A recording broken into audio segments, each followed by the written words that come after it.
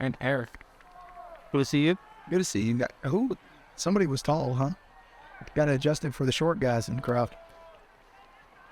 So what have you seen out of your tight end so far this spring? You know what? I think the biggest thing that I see just in the difference is probably the expressive playmaking over the first 3 days, is being able to catch balls down the field and probably to run after the catch. I think that's been fantastic.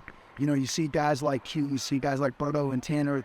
You know, we were making catches, but ultimately being able to generate extra yards, the hitting adage, being able to turn, 10-yard catches into 20 and 25s. That's been fantastic. And I think with the added weight, the one thing that jumps out is being able to physically pass protect, unblock, control the line of scrimmage, and do some cool stuff there. So what do you think a guy like Kian Burnett can do this year after 1 year now? I think just the comfortability of knowing where to go, and now being able to take a next step in terms of like why I'm doing things, how to anticipate things, how to manipulate coverage so I can create a little bit more separation. I just see, coach speak is always, hey, it's the details, it's the details. Well, that's his detail, is knowing, hey, this is my route, this is the look that's being presented to me, and this is what I have to do to try and manipulate, try and get the safety in a certain spot so I can create some space down the field. How beneficial was it for him to play with a guy like Tanner last year? Well, I think anytime that you have somebody unique like a Tanner and a Glock, you just kind of look at it as, okay, how do I match and how do I try and do something that's a little bit back? How do I one up? And if you can continue that sort of competition from, a guy like Roberto Miranda, who's doing a fantastic job in pass protection, that generates a lot of want to within the rest of the room. Hey, I can do that too. And then you just start to get better that way by internal competition. And then, the cool thing about it is you see those guys talk on the sideline. It's not just a me, it's ours. It's a very, very collective group that's ultimately trying to get better in whatever facet, even if that is true support and teammate when they're on the side. Roberto's buttons is after for one. So I would take our prize. Last year of this type to this year of this type. I think it's night and day. I think you just see a lot of comfort, and Roberto's a unique specimen. Anytime that you have to come through a couple season-ending near injuries, and then, still have the trust, still have the explosion, still are able to generate a lot of agility.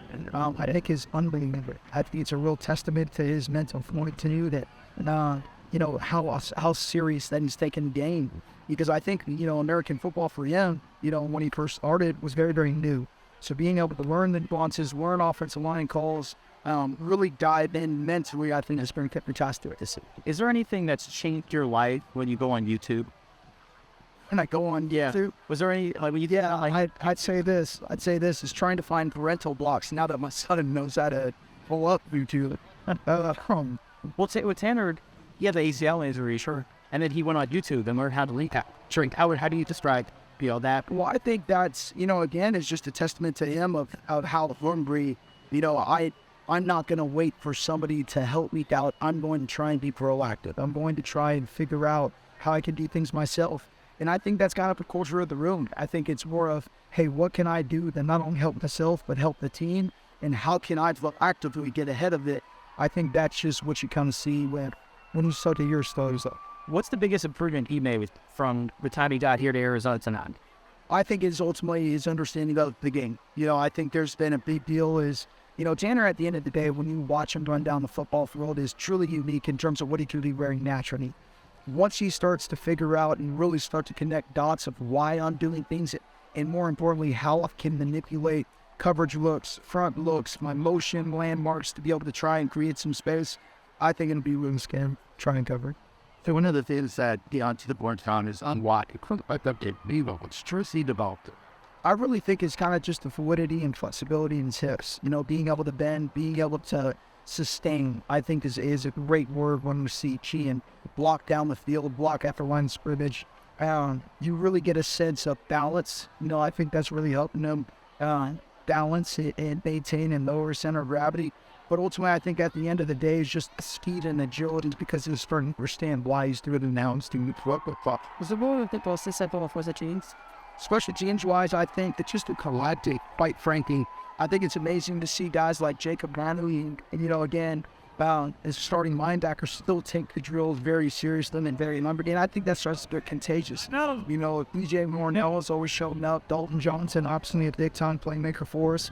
But then you see guys like Justin Flo be able to step into some more content seriously. I think that just sets a precedent for what we want to be about. You know, our best players are ultimately going to throw special teams, and they're going to be at a high level. As you start to get freshmen and that starts to become the culture, I think it's into a big time. Real quick, Jordan, I saw that Dwayne Akina has to work with you on special teams. Yeah.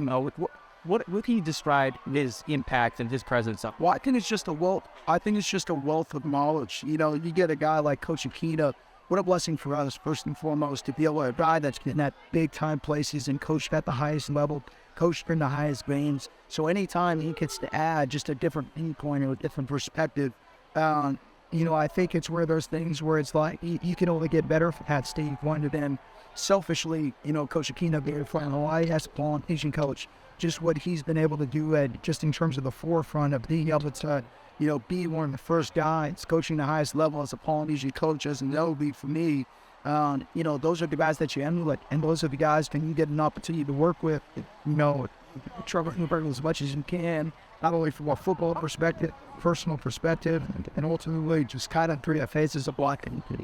That's our time. Next note, share the guy that it, man. Hold on.